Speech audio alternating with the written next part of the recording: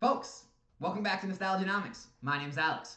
This is a re-upload of this video. Anyone who caught the first upload, the audio file got corrupted. Sorry for anyone out there who couldn't hear. I am refilming this, so it should be fixed, but sorry for anyone out there who was trying to hear that first one. I appreciate you watching. Sorry you had to go through that. But I need some help today. Anyone out there who's watching this video but is not yet subscribed to the channel, why not? What are you doing? The subscribe button's right there. It costs you nothing to do so. If you like me, if you like the content, no reason not to, right? Maybe your wrist is hurt and it's injured and you can't physically move the mouse down there and click on it. So I get that. I understand that. So, no problem. But then again, how'd you click on the video if your wrist is hurt and you can't move the mouse? I'm not going to think about all that. Okay, I'm just going to get into the video. If you want to subscribe, really appreciate it. A landmark's coming up, big 1,000 for the channel, so I'd really appreciate you being a part of that. If not, if you just want to stay and enjoy the videos and not worry about subscribing, no problem. I'm not mad at you. Let's get into it. So, getting into today's video. I want to talk about the notion out there, the belief that you need to do a lot of research, gain a lot of knowledge, get a broad view of the Pokemon market, do some research, look at some past data before you start investing. That's great knowledge. That's great advice. But what if you don't? What if you don't know anything about Pokemon? What if you don't care to learn? What if you really just wanted to start throwing money and investing in Pokemon without having too much of a baseline? All you know is, hey, heard a lot about Charizard. Charizard's the man. Seems that Charizard does really well. What if I throw my money at Charizard sets? How would I be doing? I'm going to show you. Before I get into that, though, I'm going to talk about a little study that CNBC did about the markets.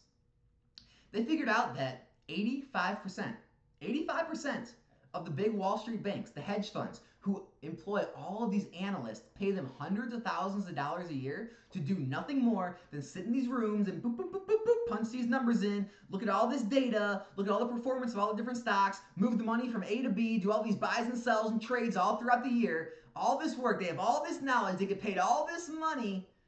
85% of the time, just throwing your money in the S&P index, you'd outperform them. 85% of the time. So me or you at home blindly throwing money in the S&P index every month, we'd outperform 85% of the best Wall Street traders. Surprising? This brings us to the Pokemon market.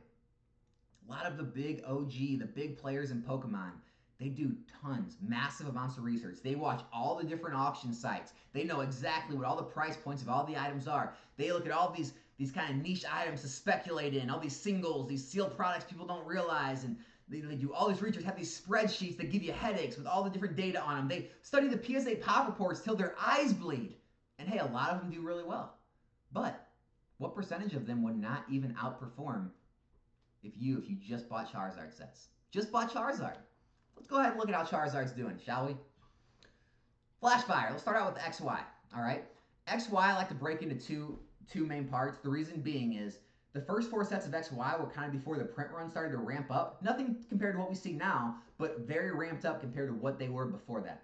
So I like to break it up for XY base, Flash Fire, Phantom Forces, and Furious Fists, and then the second block is all the other XY sets. So in the first block, XY Flash Fire is outperforming all of them by a huge margin. The second place box is Phantom Forces in the 1800s. Flash Fire is almost 3,000, okay? In the second block of XY, Evolutions, top performing set. It's in the 800s, sometimes in the high 7s. The next set up would be Ancient Origins. It's in like the mid 7s. But XY, the Charizard set, is still outperforming all of the rest. And then Flash Fire is performing all of the entire generation as a whole. If you want to take the XY as a whole, I think Evolutions falls at like the 5th. So you got the 1st and the 5th place of the entire era just investing in the Charizard sets. Not bad, right? Knowing nothing else, but hey, I'm putting money into Charizard. All right, moving on to Sun and Moon. We got Burning Shadows, all right, $400 a box, you'd be up 3 times on your money. Unbroken Bonds, same thing. And then Cosmic Eclipse, $480, almost 5 times on your money. Or almost 4 times, I guess, gain, right? Now, how do those perform compared to the rest of Sun and Moon? Well, you have Team Up. Okay, Team Up is the top performing set. Team Up's a little outlier though, okay? It had a lower print runs. It wasn't printed as much. It introduced, tag team cards. It had a little bit going for it. So Team Up is the top performer. The only other set to touch the Charizard sets is one other set. Want to guess what that is? Celestial Storm. Why is that? I think it's obvious. It's Rayquaza. Rayquaza's just as popular as, not just as popular, but right up there with Charizard nowadays, right up there with Lugia. There's a lot of Pokemon that are starting to catch up to the Charizard popularity. Nothing near what Charizard is, but they're in that bracket. That's why the Rayquaza set is in the same realm as the Charizard sets. Now, other than those two sets, the 3 Charizard sets are the top 3 out of 5 of the whole Sun and Moon era. So again, no knowledge of Pokemon, just throwing your money in Charizard, be doing pretty dang well. Think so? Now, getting into XY, Sword and Shield. Sword and Shield's a little different. With Sword and Shield, the base set and Rebel Clash were still being printed during the pandemic, during the Logan Paul boom. Okay, so they didn't have as high print runs. The demand was a lot higher, and they were still coming out during the boom. Okay, so they are a little higher than the other sets. They're at like around 200, almost 200 a box each. So I don't like to count those in this equation, but we can. Other than those two sets, you have Darkness Ablaze and Brilliant Stars being Charizard sets at 140, 130 a box. The only set higher than those is Evolving Skies, and then obviously the first two sets. So depending on how you look at it, top two, there's 2 out of 3 of the top sets, or 2 out of 5 of the top sets in the era are Charizard sets. Again, knowing nothing, investing in Charizard, you're doing pretty well. I'll also show you the specialty sets, Generations, one of the best specialty sets ever. So that's $620, $700 in ETB. You got Hidden Fates. Now, Hidden Fates is around 150-ish a box. You're 3 times your money if you'd have bought it at 50. However, Dragon Majesty and Shining Legends are performing better than Hidden Fates in this era. So Charizard, not keeping up to par, but you still be up 3 times your money, so you're still pretty happy, I think. Moving on to Sword and Shield, Champion's Path, doing great. You're about 90% up on your money, and Celebrations, you're about 30% up on your money. Now, Shining Fates, I know we need to talk about it. You're about even, I get it. But before the reprints, right? Before the reprints, you've been almost double your money on Shining Fates. So, Charizard has performed greatly in every single era. Let's even talk about the first era, all right? Let's talk about freaking base set through Gym Challenge, right?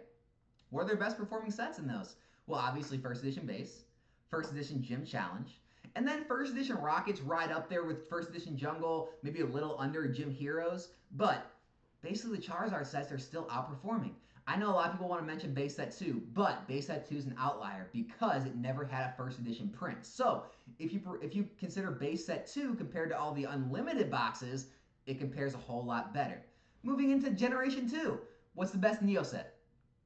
Shining, Neo Destiny, because of the Shining Charizard, right? Now, I get Neo Genesis had the Lugia that got on Elon Musk rocket, flew to Mars, right? It outperformed all the other cards in the era, but the sealed product of Neo Destiny still outperforms. And what does it have? Got a Charizard. Then we can get into, Legendary Collection and so on. The point of this video is to show that because the masses still gravitate towards Charizard, it not only makes those products do well, it also brings in all the collectors and all the investors into those sets. Because why? They know that same thing is that it draws the masses into that set as a collectible set. So they move in to load up on that product, which kind of becomes a self-fulfilling prophecy. It begins to push those prices up and make the supply scarce. So I know a lot of the OG people, a lot of the people who like to speculate on certain singles, certain cards, certain items, they tend to, kind of veer away from just throwing their money just at Charizards. A lot of them don't like base set Charizard, things like that. The fact remains, though, that if the masses continue to move towards Charizard sets and continue to collect them, continue to open them, which draws in the investors in the secondary market, it's going to do nothing but rise Charizard sets into the future. Now, with that being said, it's not 100% guarantee. I like to mention this in my videos. There are no guarantees, okay? The past performance doesn't necessarily guarantee future results, but every time in history when there's a Charizard set, it usually performs near the top of any era, of any block of sets that is part of. And so with this being said, we can pretty much, not guarantee, but look forward to future sets, future generations, anything with a Charizard in it performing very well. So if you knew nothing else and you just wanted to put money into Charizard sets, you'd be performing very well. Now, am I telling you to do this? No, but it's something to think about when you're thinking about investing in sealed product. If it has a Charizard in it, you're probably going to do pretty well on average. So, if you like this video, let me know. If you think differently or have different comments, different thought process on this, let me know in the comment section. And if anyone out there is not subscribed to this channel, if you like this video, like me, you like the content, please consider subscribing. I'm really trying to hit that 1,000. I appreciate every single one of you who is a part of this community already. Got some great giveaways planned for when we do hit 1,000, so those will be incoming. Other than that, my name's Alex. This is Nostalgianomics. Hope you enjoyed the video. I'll be back with a new one soon. I'm out.